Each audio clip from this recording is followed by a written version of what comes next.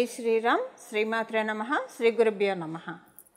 2024 సంవత్సరం ఆగస్టు మాసంలో ద్వాదశ రాశుల వాళ్ళకి అలాగే ద్వాదశ లగ్నాల వాళ్ళకి ఈ మాసం యొక్క రాశి ఫలితాలు. ఈ మాసంలో గోచార గ్రహస్థితిలో యొక్క రాశి ఏ రాశుల్లో వాళ్ళు గతులై ఉన్నారు, ఈ విషయాన్ని మనం ప్రథమంగా తెలుసుకుందాము. వృషభ రాశిలో గురుదేవుడు అలాగే మంగళ్ వీళ్ళిద్దరు సంచారం చేస్తూ ఉన్నారు.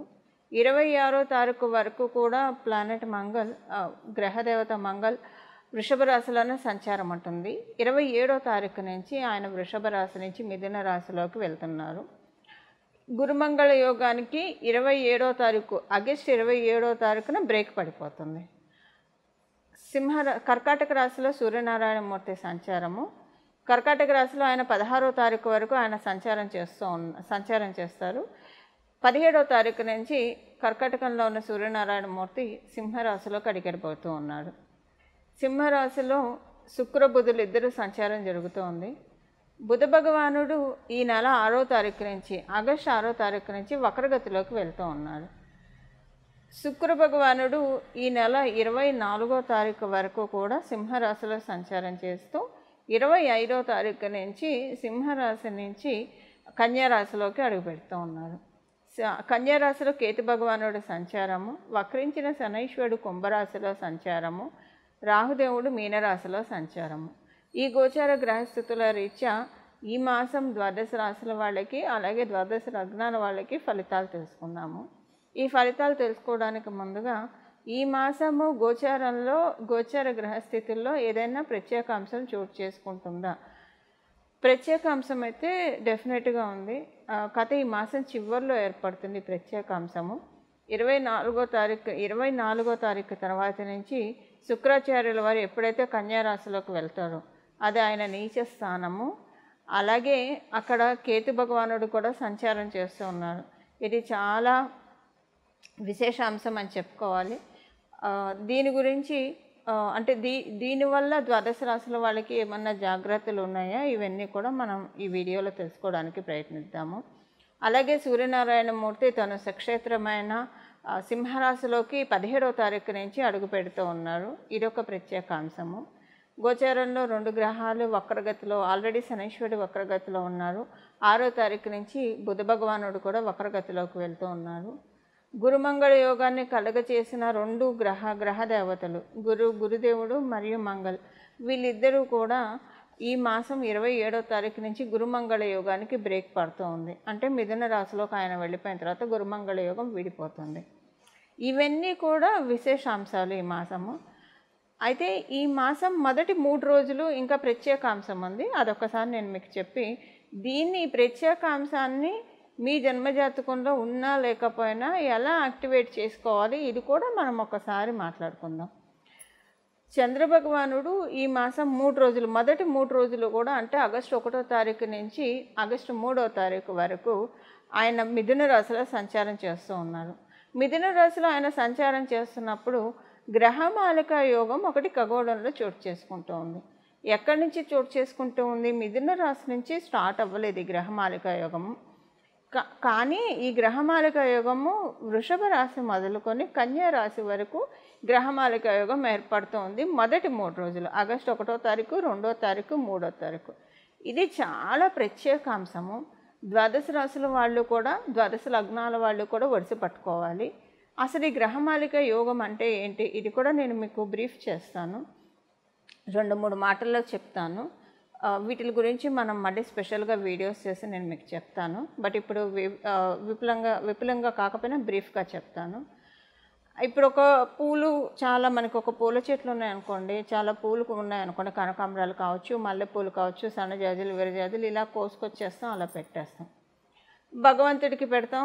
మనకైతే అది దండ కట్టుకుంటేనే పెట్టుకోగలుగుతాం. మన తలలో దండ కట్టుకోకపోతే మనం పెట్టుకోలేము. భగవంతుడి కంటే ఆయన పాదాల దగ్గర పెడతాము. భగవంతుడికి కూడా దండ కడితే చక్కగా పూల మాల వేస్తే చూడటానికి చాలా ప్లెజెంట్గా, అందంగా అనిపిస్తాయి దేవుడి విగ్రహాలు. మనం మాలలు అందుకే కదా వేసేది. చాలా మనకి పుణ్యము. అక్కడ చూడటానికి కూడా అలంకరణ చాలా బాగా అనిపిస్తుంది. ఇదే మనం పెట్టుకోవాలంటే పూలన్నీ విడివిడిగా, అంటే ఆడవాళ్ళ గురించి నేను చెప్తున్నా, పూలన్నీ విడివిడిగా చెల్లా చెదురుగా ఉంటాయి.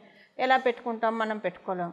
వాటన్నిటిని మనం ఏం చేస్తాం, చక్కగా ఒక దండలాగా కుట్టి, ఒక దండలాగా కట్టి, కొంతమంది చాలా గుత్తిగా అల్లుతారు, కొంతమంది విడివిడిగా అల్లుతారు. సో ఎవరికి ఇష్టానుసారం వాళ్ళు చక్కగా కట్టేసేసి మ్యాక్సిమం గుత్తిగానే అల్లుతారు. అంటే ఎక్కడ గ్యాప్ లేకుండా చాలా దగ్గర పెట్టి అల్లుతారు.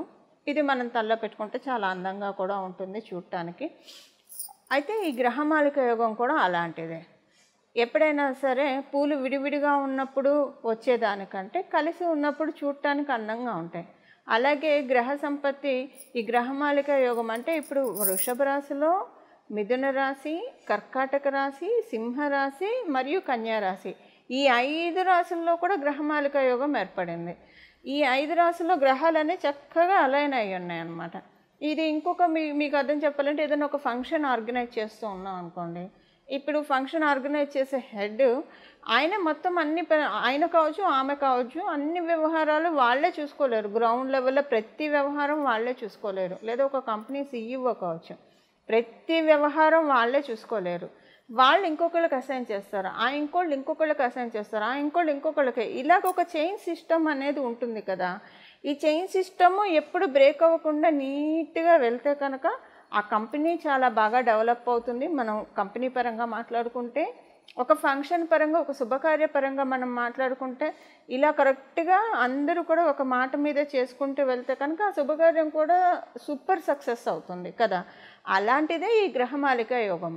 అంటే అంతా కూడా గ్రహాలన్నీ చక్కగా ఈ వృషభ రాశి నుంచి ఒక 5 రాశుల్లో చక్కగా ఉంది. 5 రాశుల్లో ఉండడం వల్ల ఇది గ్రహమాలిక యోగం ఎవరి జన్మజాతకంలో అయినా మీకు ఆల్రెడీ ఉంటే, ఇప్పుడున్న ఈ గ్రహమాలిక యోగం ఇంకా మంచి ఇంపాక్ట్ ఇస్తుంది. ఒకవేళ మీ జన్మజాతకంలో గ్రహమాలిక యోగం లేదనుకోండి, ఇప్పుడు అసలు ఏం చేస్తే ఈ గ్రహమాలిక యోగం మీకు అద్భుతంగా యోగిస్తుందో అది మనం తెలుసుకుందాము. అలాగే అసలు మీ జన్మజాతకంలో అసలు ఉందో లేదో మాకు తెలియదు అనుకున్నా కూడా బెంగలేదు. ఏం చేసుకుంటే ఈ గ్రహమాలిక యోగం యొక్క చక్కటి ఫలితాన్ని మీరు తీసుకోవచ్చు, మనం ఇప్పుడు తెలుసుకుందాము.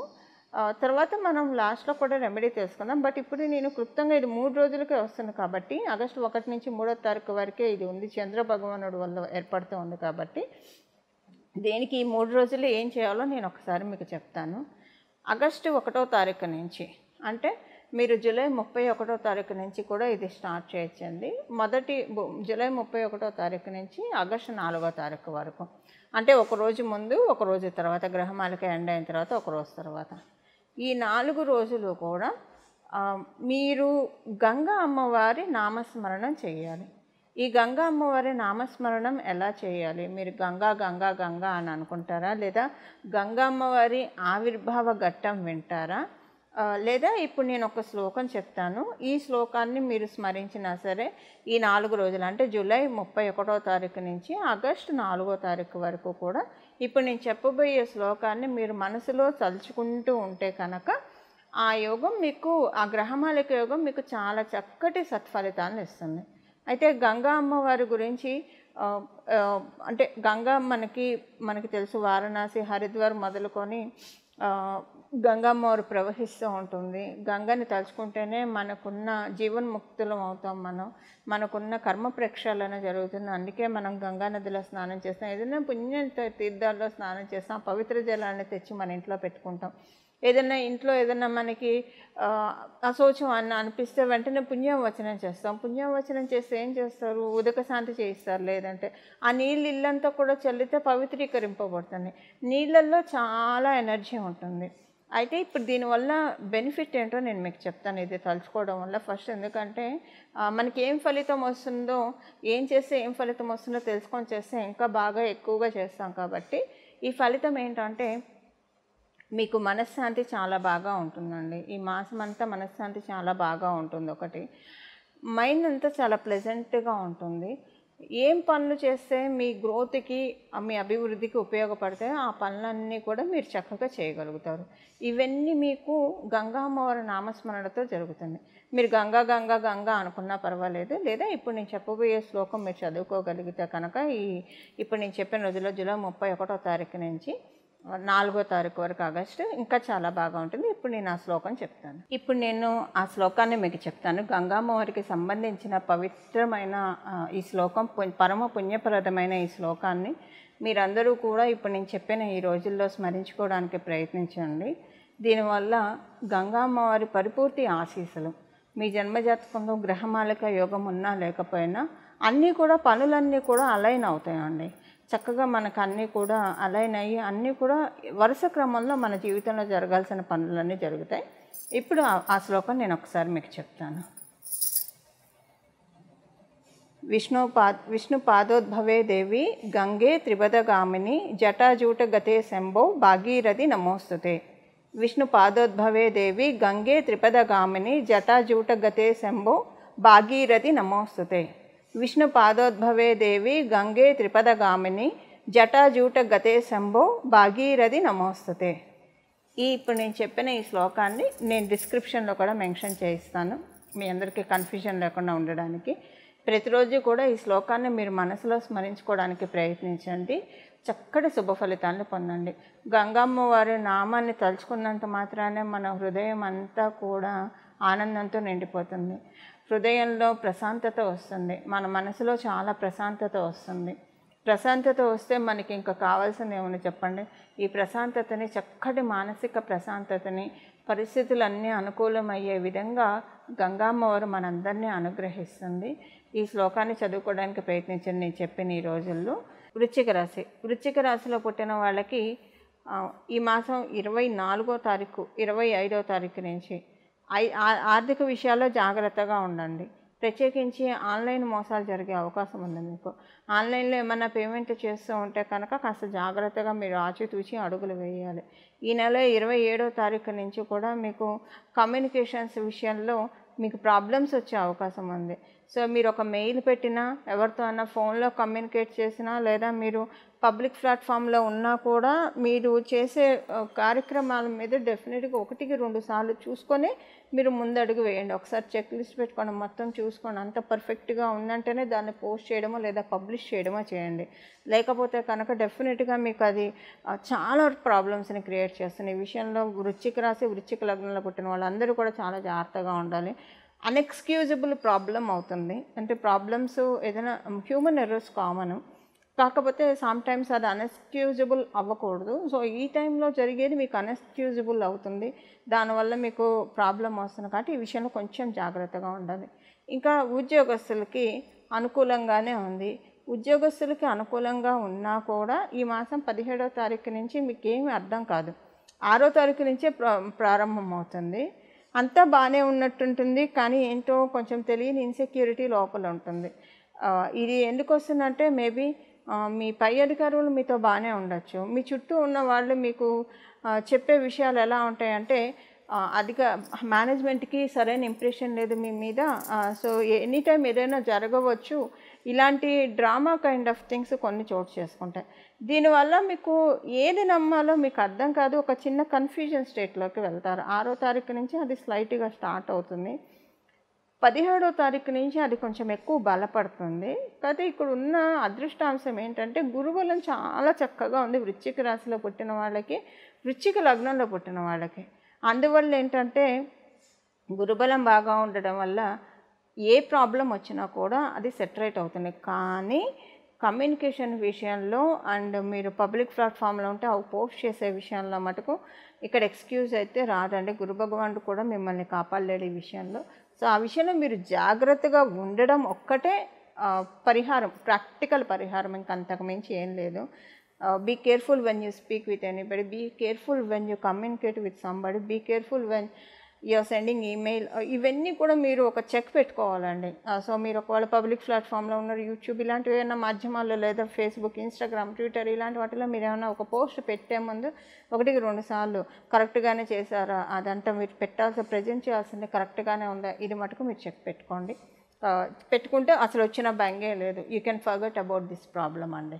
ఆల్రెడీ మీరు చాలా, ఇప్పుడు మీకు లగ్నంలో కనుక శనీశ్వరుడు ఉన్నాడు అనుకోండి మీ జన్మజాతకంలో, సో అలాంటి వాళ్ళు ఏంటంటే అసలు ఏ పని చేసినా చాలా బ్యాలెన్స్డ్గా చేస్తారు, ఆచితూచి తప్పించి ముందుకి నిర్ణయం అడుగు తీసుకోరు. సో ఆ కోవలోకి చెందిన వాళ్ళు మీరు ఉంటే అసలు మీరు భంగే పడక్కర్లేదు. బట్ అలా కాకుండా మీ అందరికీ వృశ్చిక రాశిలో శనీశ్వరుడు ఉండాలని ఉండదు కాబట్టి అలా లేకపోతే కనుక ఈ ప్రాబ్లం ఉంటుంది. ఈ విషయంలో కొంచెం జాగ్రత్తగా ఉండాలి. ఈ మాసం ద్వాదశ రాశుల వాళ్ళు చేసుకోవాల్సిన పరిహారం అయితే మొదట గంగామ్మవారికి సంబంధించిన శ్లోకాన్ని తెలుసుకున్నాం కదా, అది ఈ మాసం అంతా చేసుకోవచ్చు అంటే చక్కగా చేసుకోవచ్చు, ఎలాంటి ఇబ్బంది లేదు, చాలా మంచి ఫలితాలు ఉంటాయి. గంగామ్మవారిని ఎప్పుడు తలుచుకున్నా కూడా మనం చాలా బ్రహ్మగడిగిన పాదము, గంగాజలము, విష్ణుమూర్తి పాదాల్లోంచి అమ్మవారు ఉద్భవించారు. సో అందువల్ల విష్ణుమూర్తి పాదాలను కూడా ధ్యానించిన వాళ్ళం అవుతాము.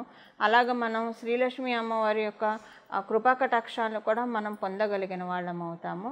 అయితే దాంతోపాటు ఇప్పుడు మనం తెలుసుకోబోయే ఈ నామాన్ని కూడా జపించడం వల్ల ఇంకా మనకి ఒక చాలా చక్కటి సత్ఫలితాన్ని ఈ మాసం మొత్తం కూడా పొందగలుగుతాము. మొదట తెలుసుకున్న ఆ శ్లోకాన్ని, ఈ నామాన్ని, ఈ రెండింటిని కూడా జపించడానికి ప్రయత్నించండి. చాలా చక్కటి శుభ ఫలితాలు అందుతాయి. చూశారు కదండి మీ రాశి యొక్క రాశి ఫలితాలు. ఇప్పుడు ఏ పరిహారం చేసుకోవాలో ఒక్కసారి మనం చూద్దాము. ఈ మాసం యొక్క విశేషాంశాలు చాలా ఉన్నాయి. అయితే ఈ మాసము మనకి ఆగస్టు నెల అంతా బాగుండాలంటే శ్రీలక్ష్మి అమ్మవారి ఆరాధన మనం ఎలానో చేస్తాము. శ్రీలక్ష్మి అమ్మవారి ఆరాధన ఈ నామంతో, ఇప్పుడు నేను చెప్పబోయే నామంతో ఈ ఆగస్టు మొత్తం కూడా ఈ నామస్మరణ మనసులో చేసుకుంటూ ఉంటే కనుక చాలా చక్కటి శుభ ఫలితాలు వస్తాయి. ఆ నామం ఏంటో ఇప్పుడు నేను మీకు చెప్తాను. శ్రీం భార్గవ్య నమః, శ్రీం భార్గవ్య నమః, శ్రీం భార్గవ్య నమః. ఈ నామాన్ని ఈ మాసం అంతా కూడా తలుచుకోవడానికి ప్రయత్నించండి. మనసులో నామజపానికి ఎలాంటి తప్పు లేదు. మనసులో మీరు అంటే ఉదయాన్నే లేచి స్నానం చేసిన వెంటనే ఇప్పుడు నేను చెప్పిన నామాన్ని ఒక 108 సార్లు లేదా 21 సార్లు అనుకొని, తర్వాత మీరు ఏ పనిలో ఉన్నా సరే బీజాక్షరం తీసేసి భార్గవ్య నమః, భార్గవ్య నమః, భార్గవ్య నమః అని అనుకుంటే కనుక చాలా మంచి ఫలితాలు వస్తాయి. ఈ నెల ఎండింగ్లో మంగళుడు మిథున రాశిలోకి వస్తున్నాడు. మిథున రాశిలోకి వస్తున్నారు. ఆయన మిథున రాశిలోకి వచ్చి మనకి చాలా బ్లెస్సింగ్స్ ఇస్తారు. ఆ బ్లెస్సింగ్స్ మనం యాక్టివేట్ చేసుకోవడానికి భార్గవ్యే నమః అనే ఈ నామాన్ని పట్టుకోవడం చాలా ఇంపార్టెంట్. సో ఈ నామాన్ని ఈ నెలంతా ఉపాసిద్దాము. చక్కటి సత్ఫలితాన్ని మనం శీఘ్రంగా పొందుదాము. మంగళం. నమో భగవతే వాసుదేవాయ.